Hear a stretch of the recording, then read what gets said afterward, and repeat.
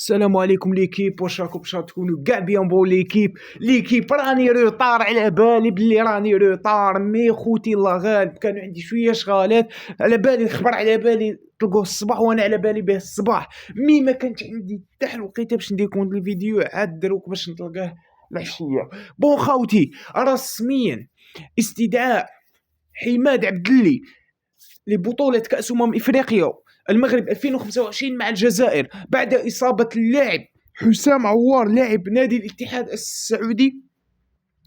قال لك يعاني من إصابة عضلية. بون احنا نقولوا له ربي يشافيه، احنا نقولوا ربي يشافيه وان شاء الله نتمنوا التوفيق للاعب حماد عبد اللي. شوف ماذا بينا حماد عبد اللي والله، شوف لاعب من شوف راه افضل، انا بور موا راه افضل لاعب خط وسط في الدوري الفرنسي لحد الان، يتقدم يلعب ان شاء الله. حنا شا نطلبوا ان شاء الله ما يهمشوش في الدكه، ان شاء الله يلعب تيتولا. طا ميليو كيجي بالناصر حماد عبد اللي ومازا والله وسط ميدان خرافي.